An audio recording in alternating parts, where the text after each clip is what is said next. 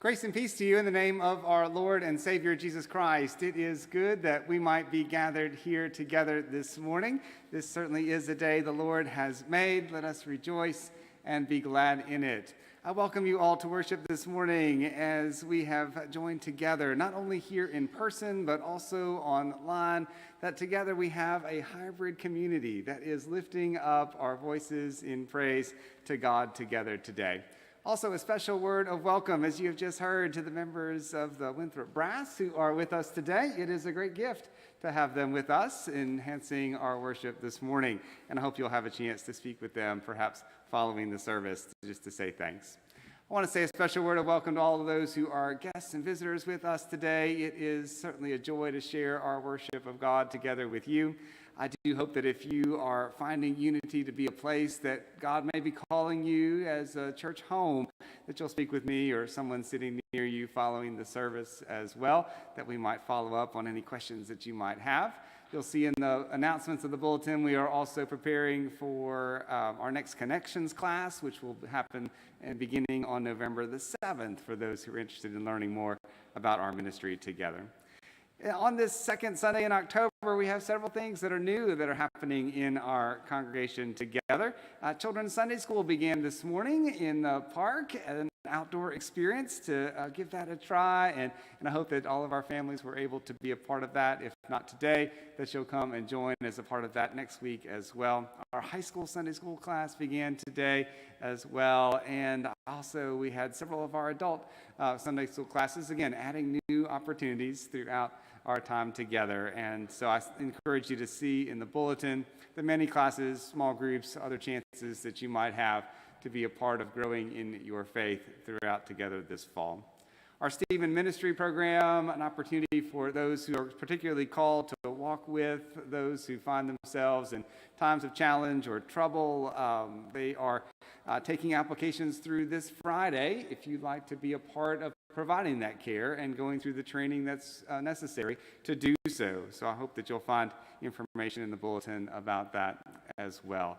If Stephen Ministry is an opportunity that you would benefit from, having someone from the congregation to walk with you through a particular time, please speak to me about that as well.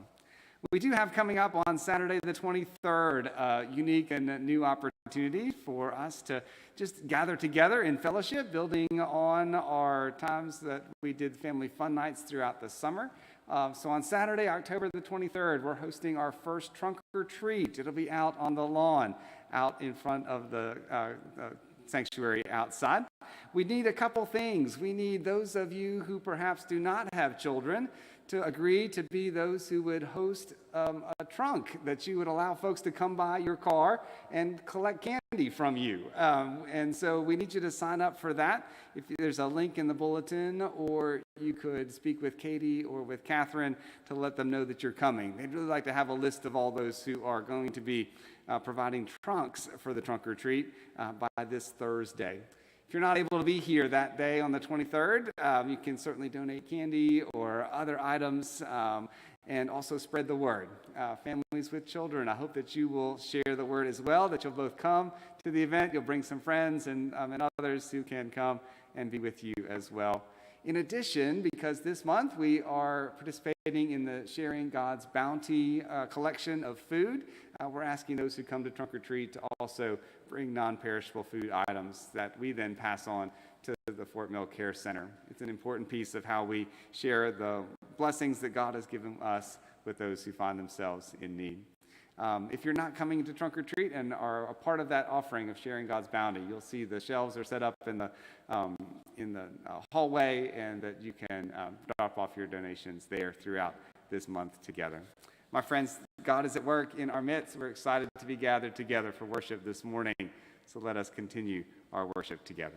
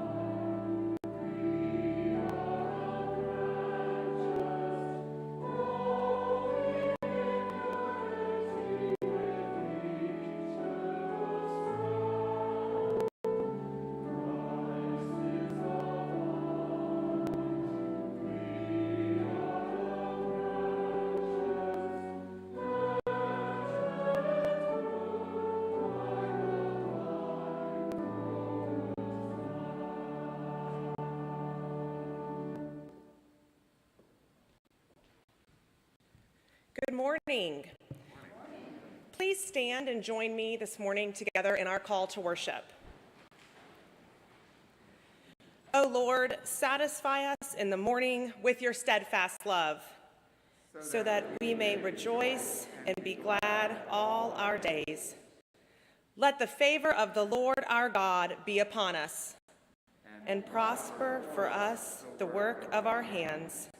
Let us worship God together.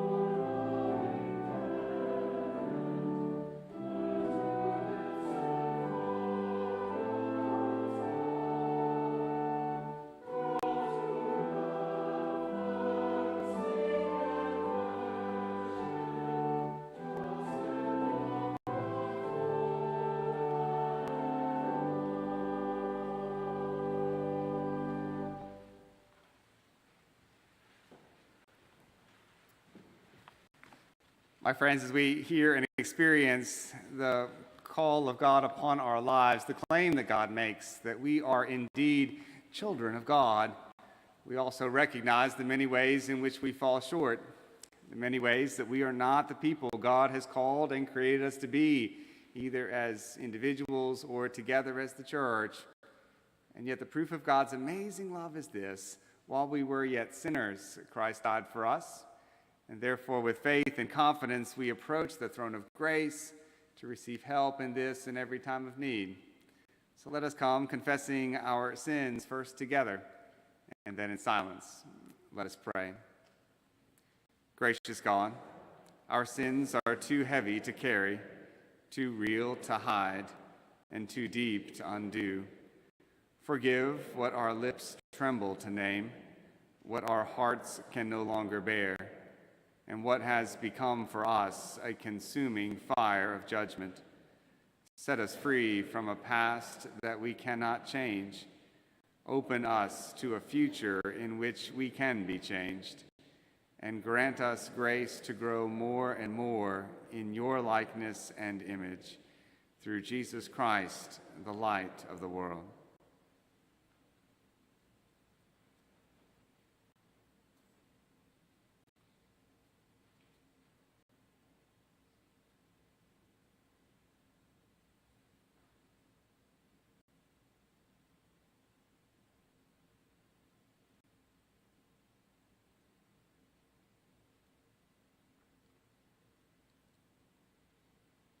Amen.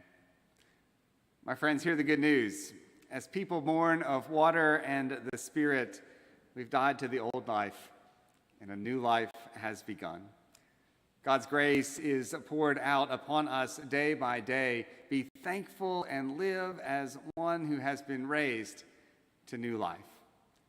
In Jesus Christ, we are forgiven. Thanks be to God.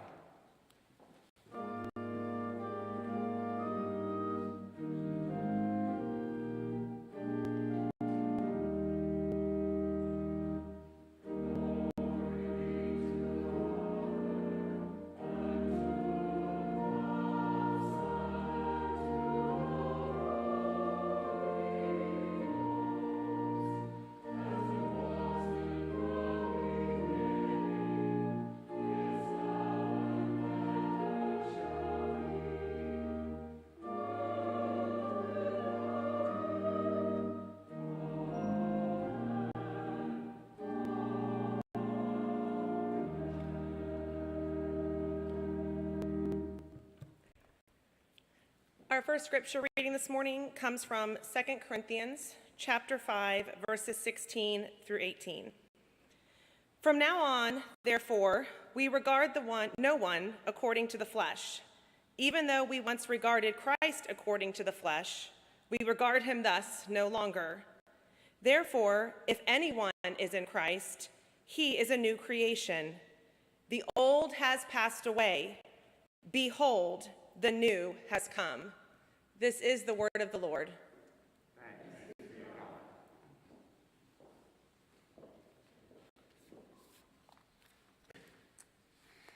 At this point in our service, I want to invite our young friends to come and join me up front for a special time together.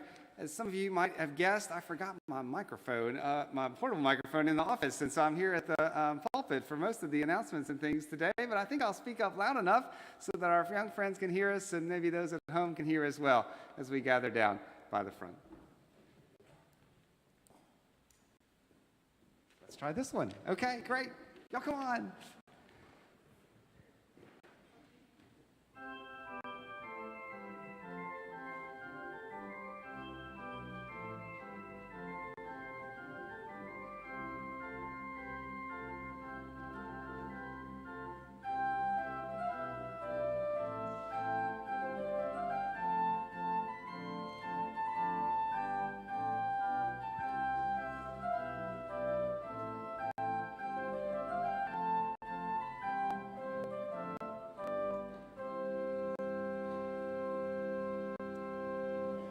Well, good morning. How are y'all today? Good, good. It's good to see you. I hope that you are doing well. It's a beautiful day out there, and it's a wonderful day that we might be a part of God's family here at Unity Presbyterian Church. So thank you so much for coming up to be a part of today. The scripture that we just heard a second ago had a really big word in it, and I wonder if you all might know what that word is. That word was reconciliation. Sometimes we hear it as reconcile, too. Have anybody ever heard that word before? No, that's a pretty big word, isn't it? Yep, so that's right. So reconciliation is putting something broken back together. Now, maybe we can think about that. Have you all ever had anything that was broken? Yeah. No, you never had anything broken? So, yeah, sometimes things are broken, right? And I was thinking about it, something like this. You know, have you ever put together a jigsaw puzzle? You have all those pieces, and you've got to put them together. Yep, so it's something like that where you get a chance to put all of those pieces that feel like they're kind of all broken up in pieces. You get to put them back together, and that's something like reconciliation, something like that. Or maybe, have you ever had a toy that maybe fell off a table or something, or you played with it and a part got broken off? Yeah? So sometimes, not all the time, but sometimes the toys that are broken like that, you can put them back together. You can put a little glue or something like that on them, and you're able to make them come back together. So that's kind of like reconciliation too. But even better way to think about it would be maybe, have you ever been on the playground at school and maybe people weren't getting along very well? Yeah, and the teachers had to come and maybe have someone apologize to someone else or even forgive each other, and then suddenly you're able to play together again, and things are good, and you've been able to have a good time with one another. That's kind of like reconciliation too. So those are all different ways we can think about it, like putting back together a puzzle, maybe that's been broken, maybe something that's a toy that's been broken that you kind of glue back together. Or even more important, it's those relationships. It's those times when we get a chance to say that we're sorry and that maybe we forgive one another, and we're able to recognize that maybe we can be friends together again. Well, all of those are ways we think about reconciliation. And there are also ways in which we think about that reconciliation and that saying that we're sorry begins with us, right? It's not just something that other people have to do, but it's something that we get to do too. And it kind of begins with us. So can y'all remember that with me this week? We'll remember this great big new word, reconciliation, and we'll remember about the ways in which it starts with us. All right, well, let's pray together. I'll pray a little bit, and y'all can repeat after me, okay? Dear God, we thank you for Jesus, who comes to pick up the broken pieces and reconcile them or make us new. Amen. All right. Thank you all so much for coming up today. It's so good to see you. If you're going to Children and Worship, I think you'll head out this way, and we'll see you soon.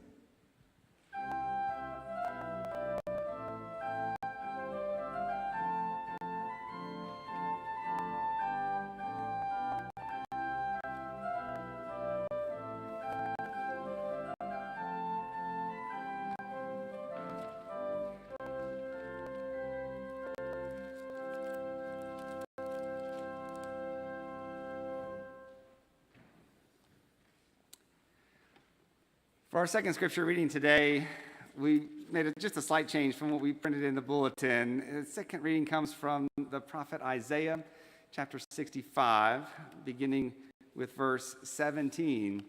Hear these words as God speaks through the prophet to the people after they have returned from their time in exile in Babylon. For I'm about to create new heavens and a new earth. The former things shall not be remembered or come to mind, but be glad and rejoice forever in what I am creating. For I'm about to create Jerusalem as a joy and its people as a delight. I will rejoice in Jerusalem and delight in my people. No more shall the sound of weeping be heard in it, or the cry of distress. No more shall there be in it an infant that lives but a few days, or an old person who does not live out a lifetime. For one who dies at 100 years will be considered a youth, and one who falls short of 100 will be considered accursed. They shall build homes and inhabit them. They shall plant vineyards and eat their fruit. They shall not build and another inhabit. They shall not plant and another eat. For like the days of a tree shall be the days of my people, and my chosen shall enjoy the work of their hands. They shall not labor in vain or bear children for calamity, for they shall be offspring blessed by the Lord, and their descendants as well. Before they call, I will answer. While they are yet speaking, I will hear. The wolf and the lamb shall feed together. The lion shall eat straw like the ox, but the serpent its food shall be dust. They shall not hurt or destroy on all my holy mountain, says the Lord. This is the word of the Lord. Thanks be to God. Let us pray.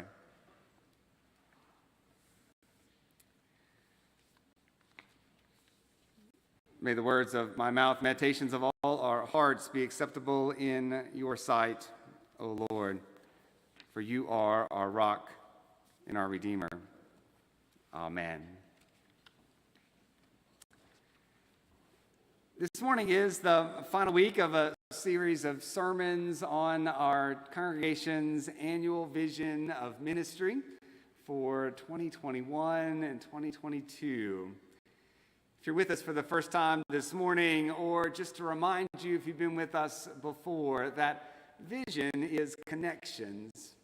As Christ is the vine and we are the branches, we will seek to bear fruit by deepening, restoring, repairing, and forging new connections with Christ, with one another, with our neighbors near and far.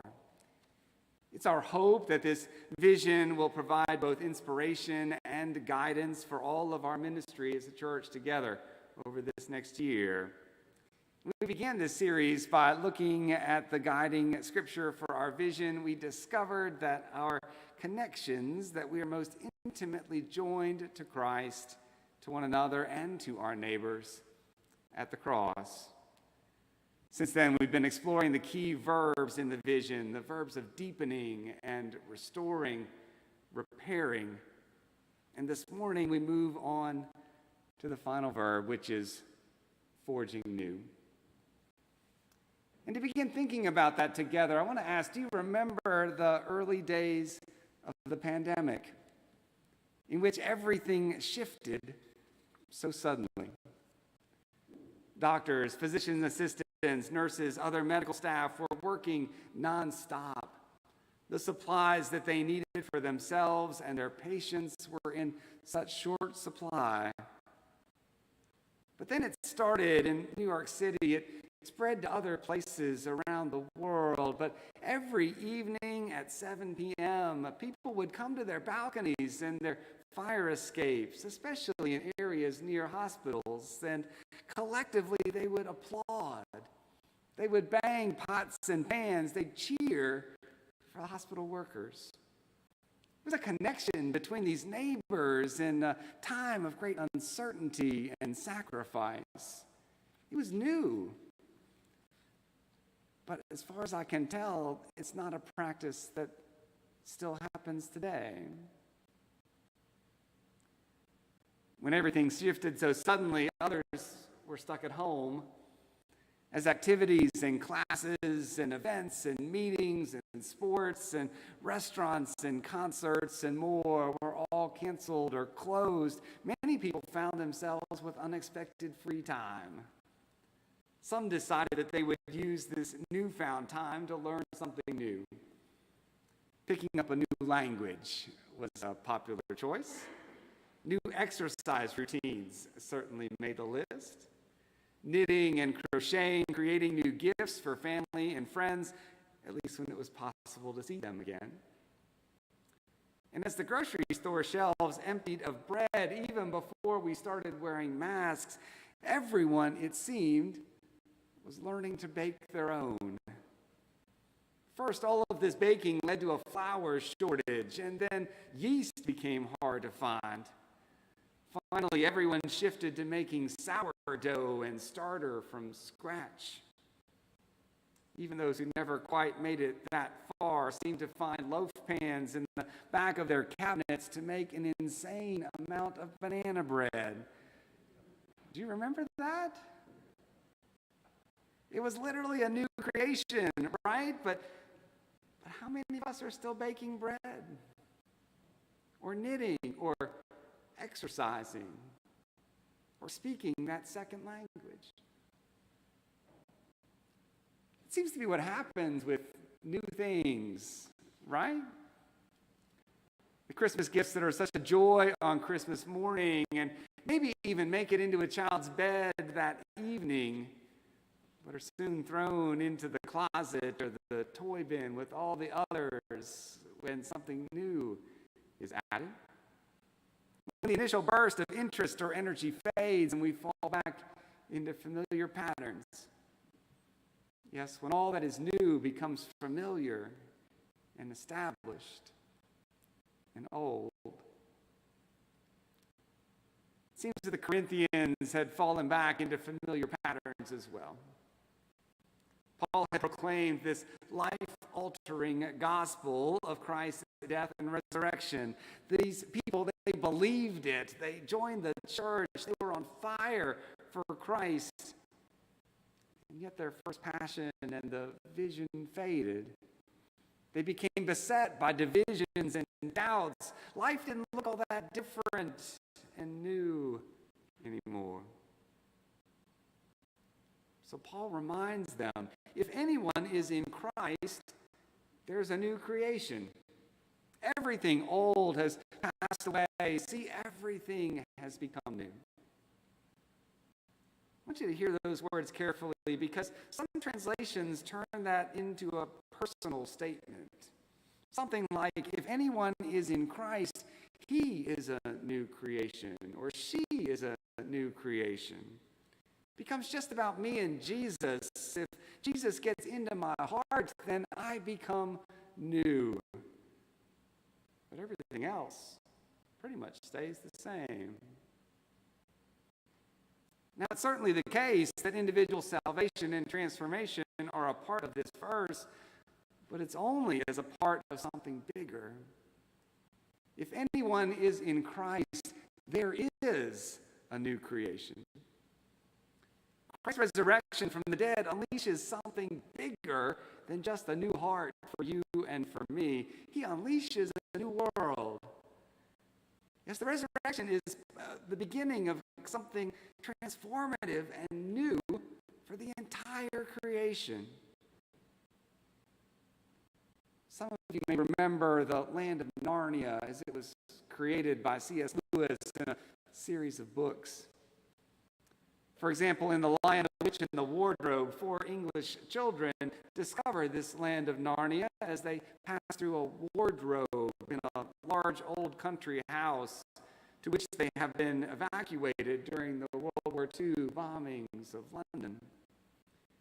And they find Narnia to be a world of talking animals and creatures, but it is ruled by a white witch.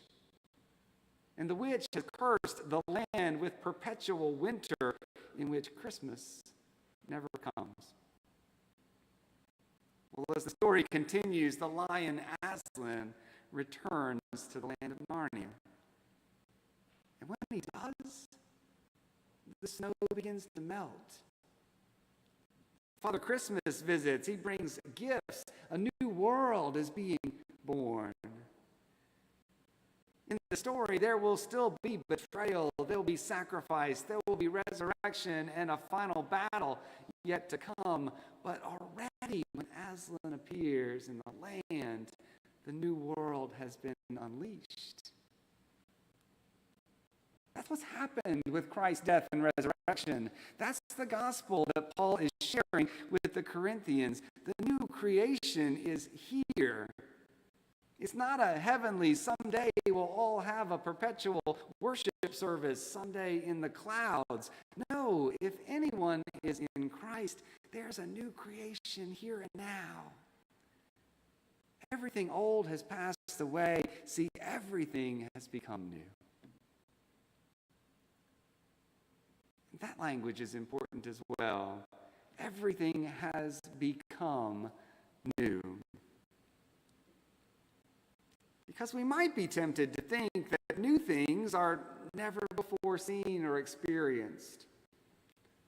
Foreign language we've never spoken, or sourdough bread we've never tasted. In the church, we might think new means programs we've never imagined before, or entirely original ideas about the gospel and what it means to be the church. But that's a trap that quickly leads to the idolatry of novelty. Paul reminds the Corinthians, he reminds us that everything has become new. You see, God takes what is old and transforms it. Out of what has come before, God weaves God's new thing. This New Testament scholar, president of Union Presbyterian Seminary, Brian Blunt, writes about the vision from the end of Revelation, very similar to the vision from Isaiah that we just heard. Brian says John's vision, by contrast, redeems the earth as a part of God's good creation and as the locus of God's grand recreation. A witness for God and the Lamb does not dream of escaping the world. A witness for God and the Lamb works with God to transform the world. My friends, that's why we are covenanting together this year to forge new connections. Forging is hard. It's often hot and difficult work, but it is the work of transformation. You remember blacksmiths, right? Heating metal until it glows and then hammering to shape it or join it to something new. Today, the process is industrialized, but the concept still remains the same. The original metal is plastically deformed and then shaped into something new. And the result is that this new thing is stronger and more resistant than before. Yes, we're covenanting together to forge new connections with Christ, with one another, with our neighbors, near and far.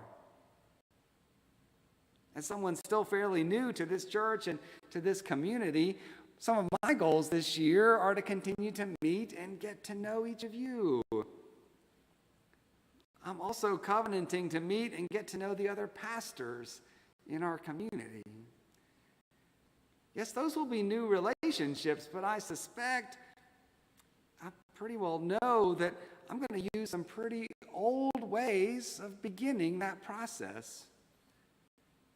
I'll probably pick up the telephone, maybe even use the desk phone in my office here at the church, the one with the cord that runs into the wall. I'll probably use that phone to give those pastors a call. And then maybe we'll get together. Maybe we'll have a cup of coffee or even eat lunch. Yes, basic things like applause and banging pots and pans, like using and learning a new language, like baking bread, like knitting, by calling people on the phone, forging new connections. But I suspect that the gospel and our call as the church might be even bigger than that. Professor Carson Brisson writes about this moment. He says, here's a thought. Why not seize this new to review our lists of people and relationships and systems we believe God cannot make new, which lists may even include our own names, and then throw those lists away?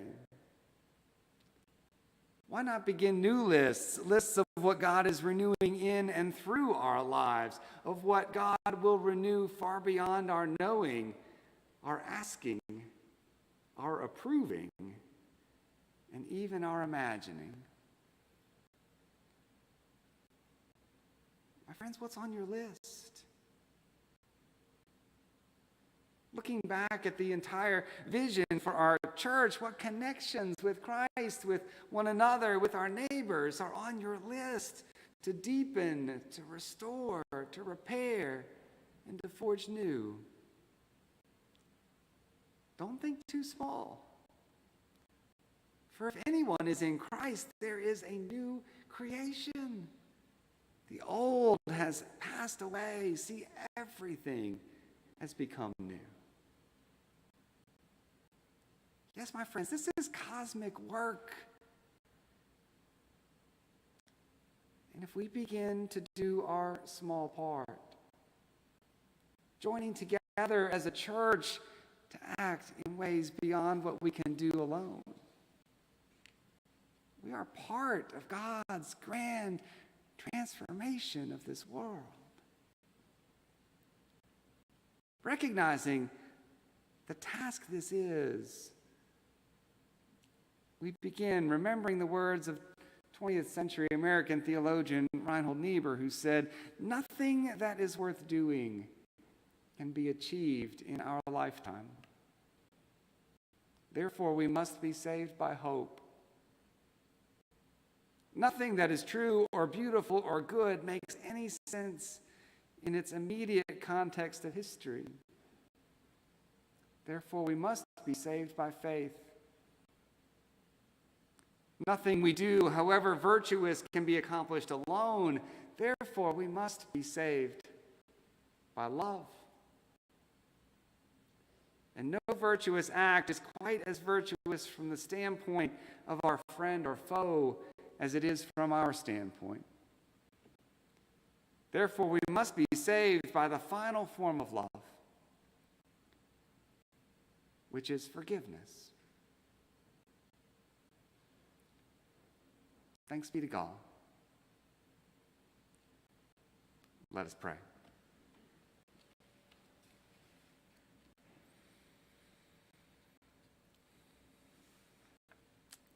O great and glorious God, we give you thanks for the ways in which you make all things new, in which you save us with hope and faith and love and forgiveness. Deepen, restore, repair our connections, O Lord, that we together might forge new connections with you and one another. May we discover the ways in which you are at work already in the lives of our neighbors near and far. And give us hope and faith and courage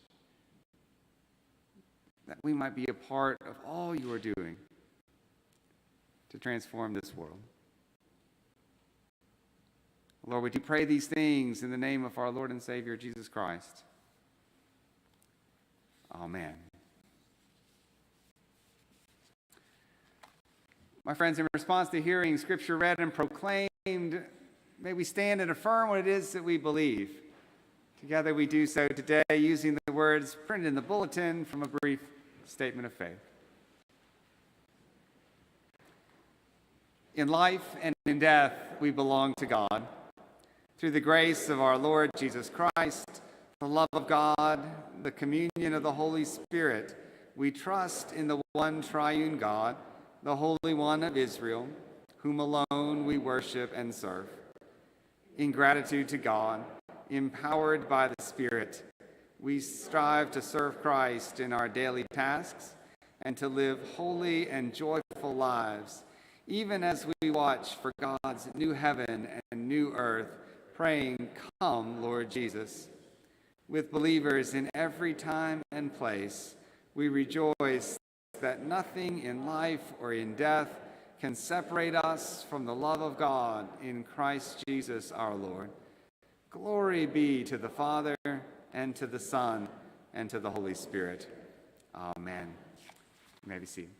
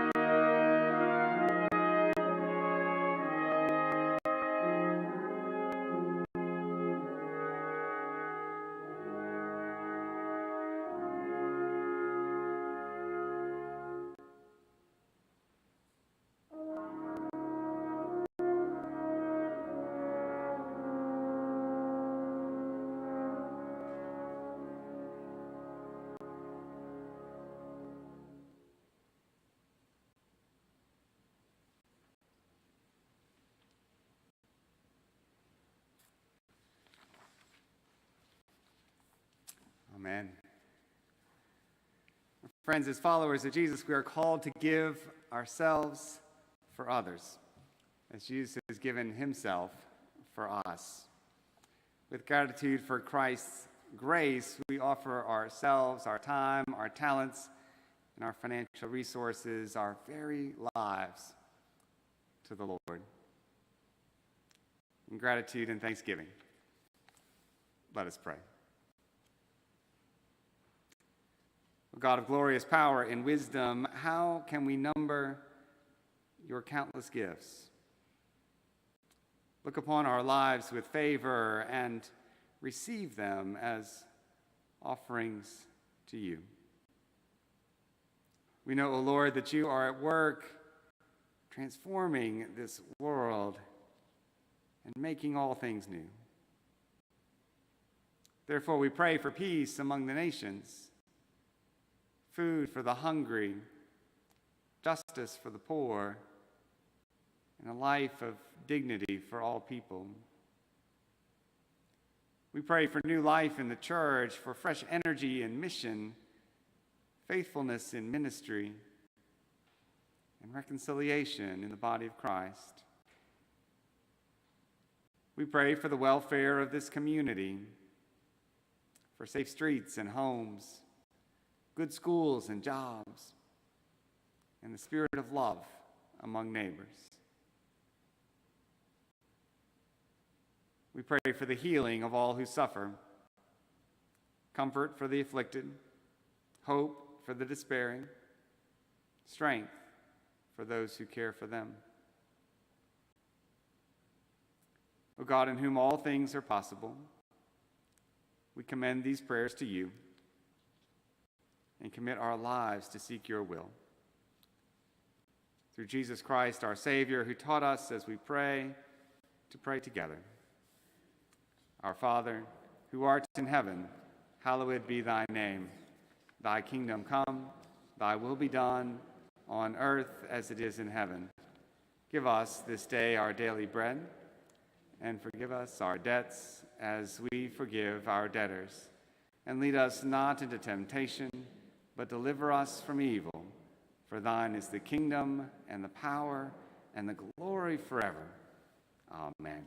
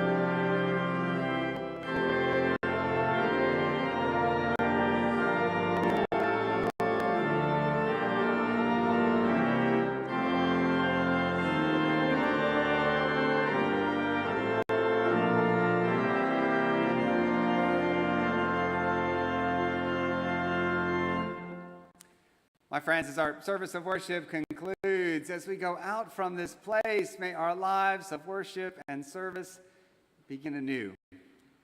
May we join this new creation that has come into being in Christ's death and resurrection.